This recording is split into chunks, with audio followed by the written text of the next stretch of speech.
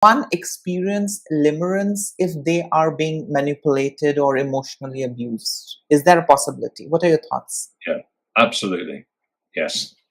So I often talk about limerence from the perspective of the neuroscience, that we have this built into us, and it's an instability, if you like, within the reward system that clearly not everybody has. And whether or not you have that instability, and whether or not it would be triggered by trying to bond to another person and manifest as limerence, is going to depend on everything that's happened in your life, from birth through the development of your brain into all your formative romantic experiences and the expectations that you have about what love should feel like, and the kinds of people that you would become limerent for. But the second layer of it is that it obviously also will depend on the behavior of the other person.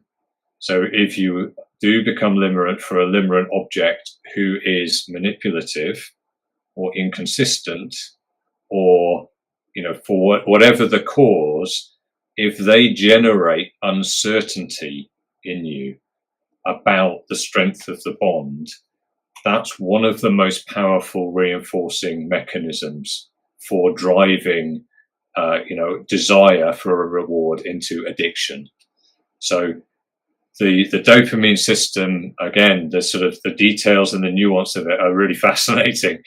What the dopamine system is really trying to do is help you learn how to secure rewards in a predictable way. And if you succeed in learning about how to get a predictable reward, the power of that reward will decrease. So you'll have a process, in terms of physiology, called habituation, where the system adapts, and you kind of get calm again. So an example I give in my book is, people that own an orchard don't have a craving for apples. You can always secure the reward in a predictable way, so that you if I behave like this, I will get this reward. Now, when you have an intermittent reward that is unpredictable, that is random, the reward system, the dopamine system, can't habituate, because you can't learn. There isn't a predictable way to say, oh, when I do this, I get, a good interaction with my limerent object, but when I do that, they're unhappy. So kind of in a healthy relationship, you would start to learn things like, if I give a gift, they seem happy, and sometimes I get a gift back. And I'm not saying that this is sort of conscious calculation or transaction, but you just get reciprocity, so that you learn, when I express my feelings of affection and love, I get that back. And so you adapt, and you learn, okay, this is stable, this is predictable, this is secure. But if you're trying to bond with somebody that's giving you mixed messages or deliberately manipulating you, then you can never adapt. You'll never habituate. So it's much more likely that you will get driven into that state of addiction, of relentless wanting.